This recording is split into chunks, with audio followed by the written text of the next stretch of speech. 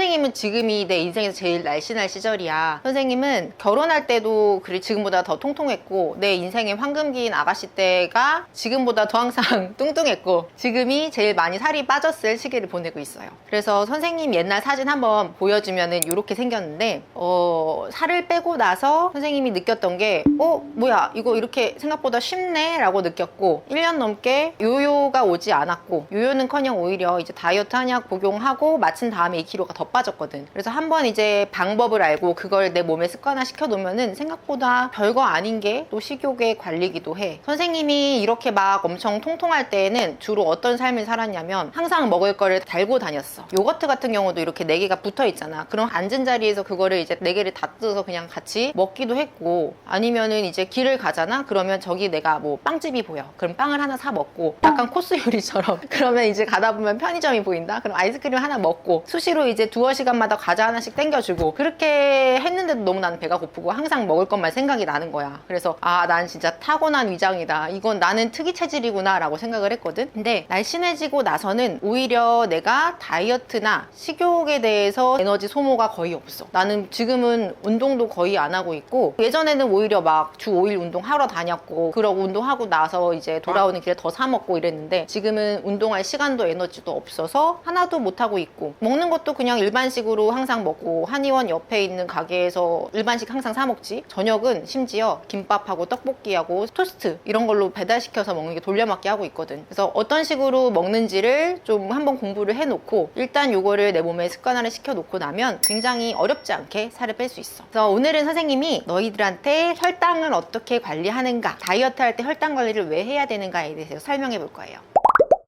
선생님이 어렸을 적에만 해도 저칼로리 다이어트가 굉장히 주축을 이뤘어. 근데 요즘에 나오는 연구는 칼로리 제한도 중요하지만 그거 못지않게 혈당을 올리지 않는 음식 위주로 먹어주는 게 굉장히 중요하다. 특히나 이제 탄수화물 섭취가 굉장히 많은 한국인들은 그쪽으로 더 가는 게 좋다라고 다이어트의 패러다임이 좀 바뀌고 있어요. 자, 여기 보면 선생님이 준비한 게 엄마가 이렇게 있어요. 그리고 아이들이 있고요. 여기다 이제 배달 음식이 있다고 봐요. 여기다 음식을 둘 거고, 자, 선생님이 식탁하고 냉장고를 준비했어요.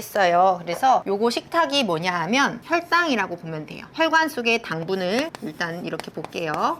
그리고 요 냉장고를 지방 창고로 볼게요. 쉽게 말해서 얘는 뱃살이야. 얘를 보고 우리가 먹는 음식으로 얘기를 해줄게요. 자, 우리 엄마가 있어요. 이 엄마는 조금 이상한 엄마예요. 그래서 결벽증이 있어요. 그래서 식탁이 더럽혀지는 거, 어지러워지는 걸 참지를 못해. 식탁에 음식이 한 2가지 정도만 있으면 괜찮은데 3가지를 넘어가는 순간 참을 수가 없이 다 치워서 냉장고에 넣어버리거나, 야 너는 빨리 먹어 하고 애들한테 먹이거나 하는 역할을 해요. 이 엄마의 이름이 인슐린이라고 하자. 자, 요 아이들이 바로 우리 몸의 세포라고 해보자.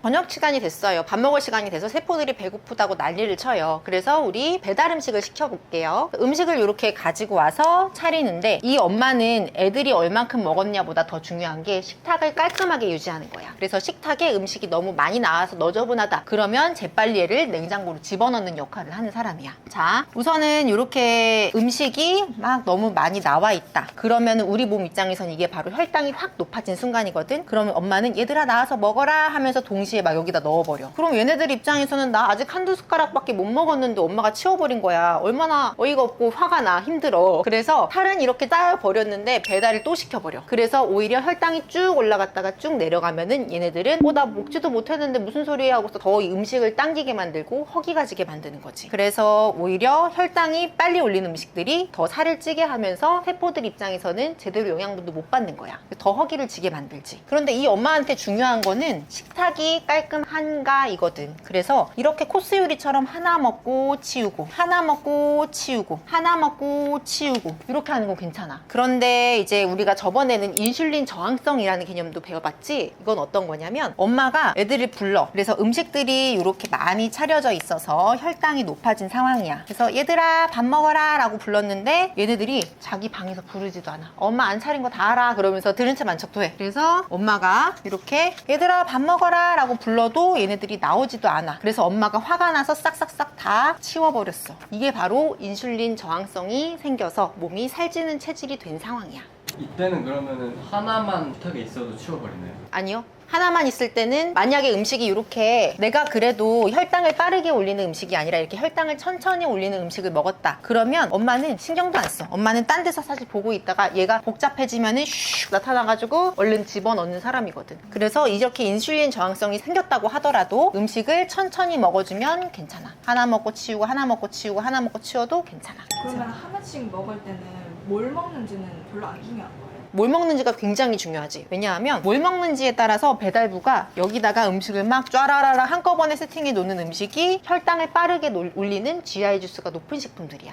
지금 선생님이 이해를 쉽게 하려고 음식을 여러 개인 것처럼 놨지만 사실 어떤 음식들은 하나만 먹었는데 식탁이 한꺼번에 쫙 차버리는 음식들이 있어. 이게 바로 혈당을 빠르게 올리는 음식들이지. 그런데 어떤 음식들은 혈당이 천천히 올라. 그래서 얘네들이 충분히 먹고 얘네들이 충분히 먹고 또 얘네들이 충분히 먹고 나면 그제서야 이제 세포들이 다 영양 섭취가 끝났을 적에 천천히 남는 거를 이쪽으로 넣어주는 경우들이 있지. 그러면은 얘네들이 먹고 혹시나 많이 먹었다고 했을 때 이 정도만 저장이 되거나 아니면 얘네들이 다 먹고 지방으로 저장이 안 되고 끝나거나 이렇게 되겠지. 그러면은 뭘 먹는지가 되게 중요하겠네요. 맞아요. 그래서 우리가 살을 빼고자 한다라고 하면 식탁을 한꺼번에 꽉 채우는 음식들은 최대한 덜 먹어야 되겠고 천천히 올리는 음식들 위주로 먹는 게 많이 먹으면서도 살이 덜 찔 수 있는 방법이지. 그럼 칼로리가 높다고 해가지고 식탁을 꽉 채우는 음식이 아닐 수도 있겠네요. 맞아요. 칼로리는 높지만 식탁을 갑자기 꽉 채우지 않는 음식들이 지방과 단백질은 많되 탄수화물이 적고 단순당이 적은 식품들이 그렇게 되겠지. 예를 들면 삼겹살 같은 거. 그래서 그 저탄고지 식단 하시는 분들이 있지. 삼겹살에 쌈 싸먹는 거 괜찮아요. 밥만 같이 먹지 마세요. 이렇게 얘기를 하거나 방탄커피라는 게 버터에다 커피인 거거든. 설탕만 넣지 마세요. 하는 게 그런 관점인 거지. 설탕이나 탄수화물을 먹느니 차라리 버터나 다른 지방을 드세요. 칼로리는 제한하지 않아도 됩니다. 그게 저탄고지 식단의 핵심이지. 그러면은 단순당이나 그런 과당, 액상과당 이런 당들이 되게 많은데 그런 당들도 이제 식탁을 꽉 채우는 건가요? 맞아요. 이게 식탁을 꽉 채우는 음식들이 바로 단순당과 정제된 탄수화물 요게 있어요. 자, 그러면 우리가 다이어트를 할 때 반드시 이제 줄여야 되는 음식인 당분에 대해서 설명을 해줄게요. 짠 해서 설명을 드려볼게요. 자, 우리가 탄수화물을 안 먹을 수는 없어요. 탄수화물을 꼭 먹어야 되는데 그러면 어떤 탄수화물이 혈당을 빠르게 올려서 식탁을 얼른 채워버리는지 어떤 탄수화물이 혈당을 천천히 올려서 먹어도 살이 잘 안 찌는지에 대해서 알아볼게요. 우선은 탄수화물은 저희가 단순당 쪽이랑 복합탄수화물로 나눠서 설명을 해볼게요. 단순당이 뭐냐면 빨리 혈당을 막 올려가지고 우리 식탁을 금방 채워버리는 음식들을 얘기를 하고요. 달아요. 단 것들. 포도당, 과당 이런 것들이 있어요. 그리고 얘네들은 이제 복합탄수화물이 뭐냐? 얘네들은 소화되는데 시간이 굉장히 오래 걸려요. 그래서 소화가 천천히 돼서 식탁을 천천히 채워서 혈당을 천천히 올리는 음식들 보고 복합탄수화물이라고 얘기를 해요. 그래서 우리가 탄수화물을 안 먹을 순 없으니까 먹을 때는 얘네들 위주로 먹어주면은 얘네들을 먹는 것보다 훨씬 더 혈당을 천천히 올릴 수 있겠죠. 그런데 아무리 복합 탄수화물이라고 한들 얘네들을 막 가루로 만들어서 가공을 해가지고 정제를 시켜서 먹게 되면은 얘네들이 단순당인 것처럼 빠르게 혈당을 올릴 수가 있어. 정제 탄수화물이라고 부르고요.